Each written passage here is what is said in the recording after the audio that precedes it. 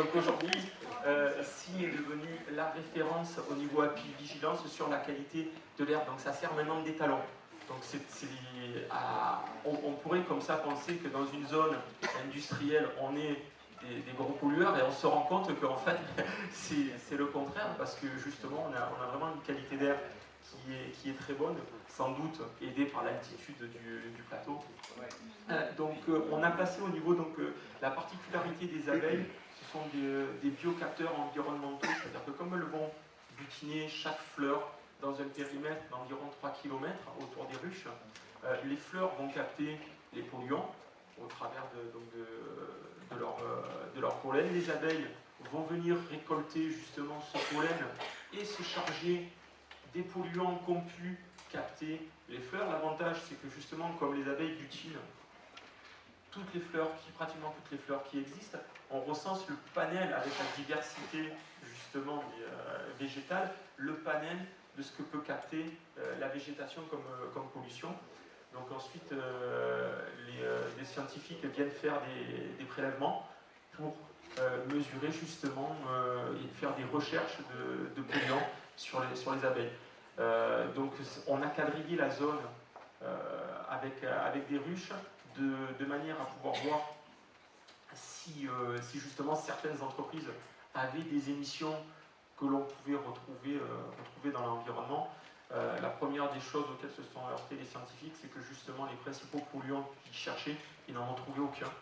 Donc que ce soit des métaux lourds ou que ce soit d'autres types de polluants, ils n'en ont pas trouvé parce que personne n'aimait ce type de polluant, même si nous en sommes parfois générateurs. On a en interne des process qui nous permettent justement de les capter et de les traiter. Donc aujourd'hui, on est parti sur un deuxième niveau de recherche de polluants pour être encore plus pointu. Et cette apivigilance est pour nous quelque chose de très important parce que ça montre qu'on peut produire tout en respectant l'environnement et que le côté industriel, gros pollueur, c'est aujourd'hui un petit peu...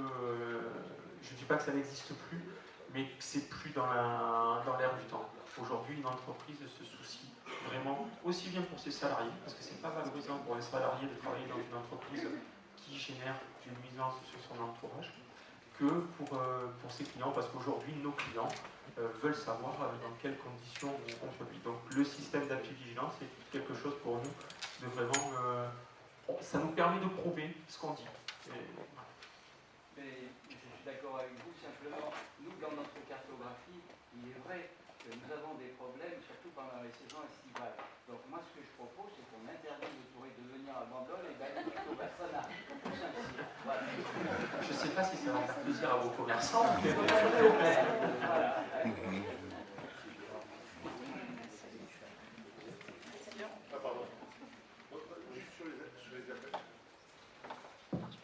Sur les abeilles, je suis très embêté d'apprendre ce que je viens d'apprendre, parce que nous, on a une ruche municipale, on l'a mise côté Bandol, en pensant que c'était moins pollué.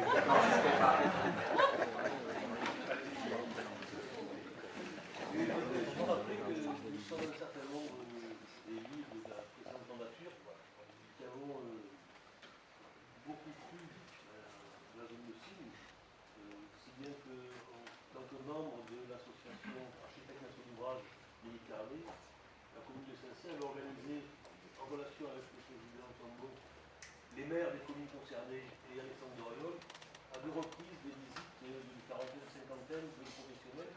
On en avait un très bon souvenir, d'ailleurs chaque année il tape à la porte pour qu'on recommence, donc pour un nouveau thème. Et je pense qu'il y a 2 thèmes qui sont particulièrement intéressants et qui peuvent être aussi une réponse à l'interpellation que vous faites pour le syndicalisme du SCOT, pour la communauté de communes, pour les communes.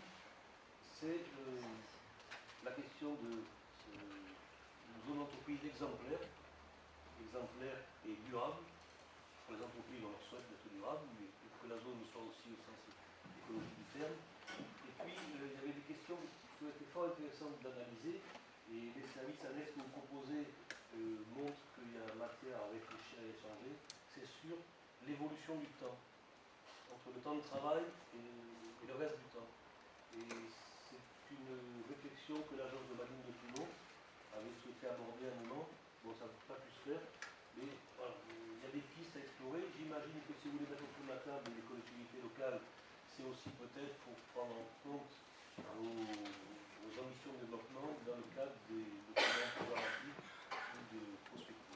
Tout à fait, pour rebondir sur ce que vous disiez, pour une entreprise, la fidélisation de ses salariés, c'est primordial. Aujourd'hui, le salarié, effectivement, il vient travailler, mais il ne fait pas que ça, il passe plus de temps aux abords de son lieu de travail, et il faut qu'il puisse trouver rapidement des services qui lui facilitent la vie.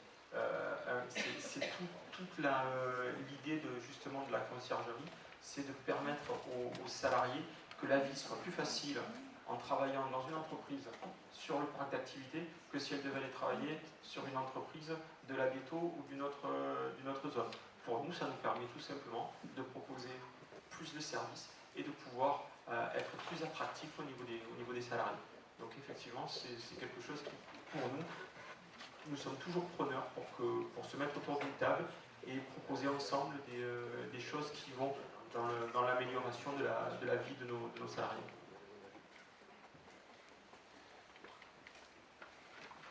Il y a un point qu'il faut rajouter, c'est que pour qu'une entreprise puisse venir s'établir sur Signes, la convention qui lie la commune de Signes et la CCIB, c'est que cette entreprise ne doit pas être polluante. On doit savoir exactement, avant qu'elle vienne s'installer ou qu'elle veuille acheter un terrain, ce qu'elle va faire comme produit, s'il n'y a pas de problème, parce qu'on en a refusé, il faut le dire, qu'on en a pas mal refusé aussi. Sinon, il y en aurait beaucoup plus, mais alors, ça ne serait pas dans le même état. Voilà.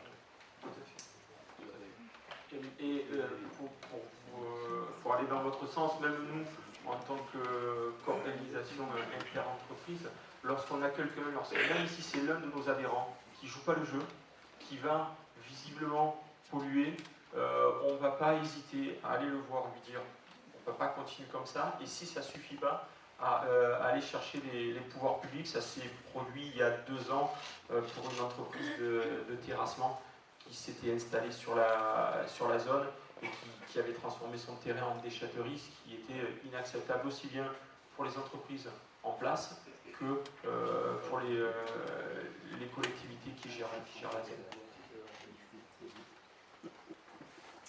Pas d'autres questions ? Merci 2 fois. D'abord, merci d'être venu nous présenter donc, ce mouvement d'entreprise.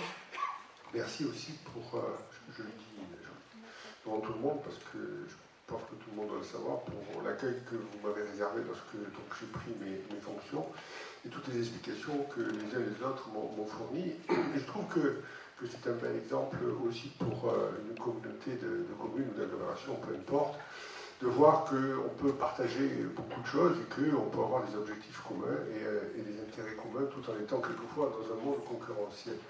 Voilà, donc je voulais rappeler à l'Assemblée que l'élu chargé donc, par délégation de cette zone, c'est Jean-Alain Michel, donc le maire de Signes, et que donc nous allons essayer avec eux d'avancer sur les points qui les intéressent et surtout faire en sorte que les entreprises viennent s'installer sur ce plateau parce qu'on y a quand même un petit intérêt financier à ce qu'il y ait un maximum d'entreprises, même si les taxes que nous leur faisons payer sont particulièrement basses. Oui, j'y suis pour rien en plus, donc ça m'est égal. Donc je ne veux pas tirer gloire de ça, c'est simplement constater. Oui, mais ils savent. Donc merci beaucoup, et donc on va essayer de travailler ensemble en bonne intelligence et en essayant d'avoir les meilleurs résultats possibles. Voilà, merci. Merci beaucoup à tous.